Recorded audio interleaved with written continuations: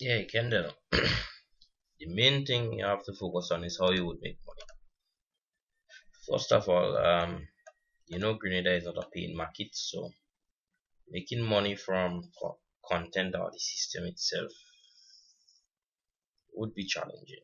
So let's look at how we could propose to make money. And that's the main strategy in this thing here. That's the main thing you're behind. Um, so as you see up here, in this paragraph, the project proposal is to do the Grenada e-learning platform.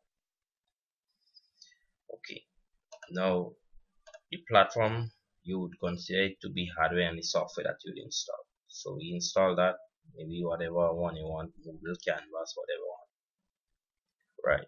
We talk about the platform here and your model of content is the main thing. Now, after you have the system up, you have to get content into it for every client. You could build your own content, make it free for people to use, right? Make it free for schools and students because they could register and use it. Teachers could register and use it. Or the content could become free for people to use if places like UNESCO or EU and them say they would sponsor a certain block of content to be built. Let's say they take something from the museum, some history of Grenada, they pay for that, so it's now free. Okay. Or if the community pay or the community asks for it to be developed and then you get to develop it like a bonus for them, pro bono. So that there are some content that will be free to use. It's one category. It's free to use, but that does not mean that you're developing it free. It means that you want to develop it from some kind of sponsorship. Okay, so here on this slide, you want to put things like UNESCO, EU, NGO, whoever. Put some logo to make that slide look fancy. But the fact of the matter is, these people pays to get content that they want in the hands of students or business people or the public. The fact of the matter is you want to be paid to get to develop some of this content, but at the end of the day, it does not have a fee, a royalty fee to consume the content. The second category could be pay to use content. That is where you will develop content for businesses or individual. You take on that to develop it, and the consumers would have to pay to use the content. So they may pay a small fee, $5 a month, and they have access to it. That's one is well known because we all see that on poor websites and things like that. And the third category is the one that you need to really push because to get teachers to do things, maybe you had to put money behind it for them. And that's the one I'm explaining here. You have people requesting by paying to develop content and they have ownership of the content which they could sell through your system to other teachers to modify. So you're effectively you are providing the content creation service, which is after you install the system, that is software, take care of itself. You would be developing things for non-technical people. The teachers don't have no skill, but they have a very good lesson plan and they think that they want ownership of that lesson. So they want to teach about hibiscus flower and they have some pictures and things like that.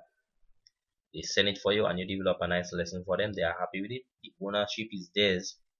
Now they pay you to develop that lesson.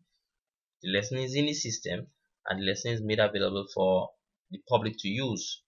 So if someone in the public says they want the lesson to modify, to add something to it, then they have to pay the original person to have a copy of that lesson which they own to modify.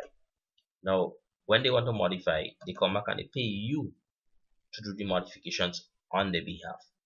So you make money from it, the original owner make money from it. And that is the kind of things we call a business model. So that's very important. So I was showing you revenue sources here by trying to explain this. And then you do some consultancy services with government, right? And then after 5 years, you still have all this content there. Now is when you could really start selling the content because you have all created. And still have the content could mean the whole system now. If there's a company that wants all that, the whole system could be resold. Kind of merger thinking. So look at that.